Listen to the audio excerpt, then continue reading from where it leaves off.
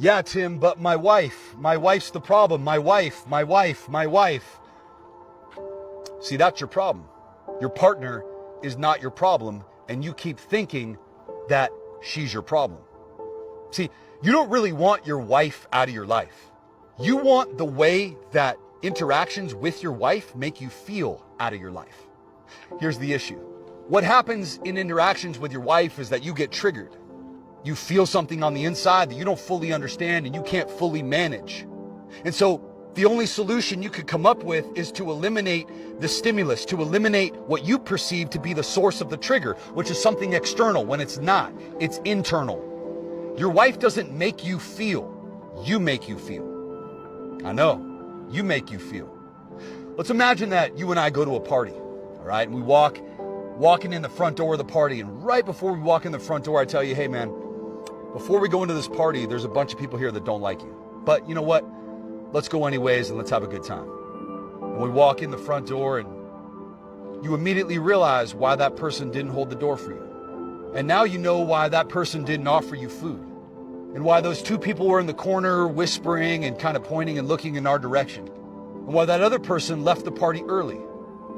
Because they didn't like you. But what if when we left the party and as we were walking out the party and getting back to the car, you said to me, man, you're right, Tim, a lot of people here didn't like me. Like, what's up with that?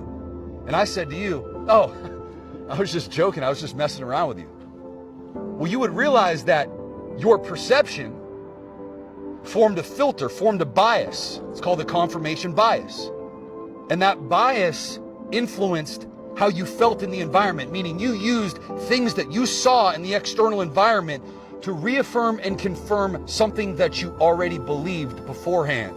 See, your wife's not the problem. It's how you feel about yourself that's the problem. And that doesn't go away when your wife goes away. That's still there. And the likelihood that you end up in another dynamic where you perceive things the same way, 10 out of 10. Because the world isn't as it is. The world is as you are. It's the dominant ideas, concepts, and self-perceptions that you have internally that you project outwards. But the problem is that you can't look inside because you don't have the awareness, so you just blame the external. Your wife doesn't make you feel, you make you feel. If we're standing on a street corner right now with two of our friends, and let's imagine that a car full of people drive by and they point in our direction. Well, I might think they're laughing at something behind us, and I might feel nothing. I just feel indifferent towards it. You thought they were laughing at you, and you feel ashamed, embarrassed, and angry. And the guy next to us thought he was handsome. And he feels all excited, gregarious, and jovial, and he wants to go get their number. See, your perception's either your power or your prison. And when you don't understand what you believe, you don't understand the narrative, and you can't look inside and truly introspect, self-reflect, and self-analyze, all you do is blame the outside. Let me tell you right now, this is an inside job. Happiness is an inside job. It's not an outside job. It's not external. Stop thinking that the way to solve this is just by taking variables in the external away. It's not, because you'll never find true freedom that way. True freedom is only created and cultivated from within. When you recognize why those abandonment wounds are there, when you recognize why you react the way that you do, what that's truly connected to, that's when you become free.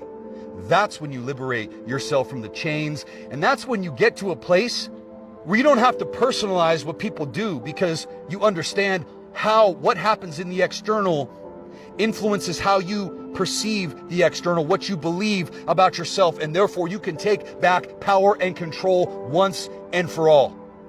That's the greatest power move of all. When you become detached from the external and you're no longer dependent on trying to control things in your life that you could never control anyways. There's only 3 things in your life that you truly have control over: how you think, how you feel, and how you act. And trying to control anything other than those 3 things is just a form of insanity.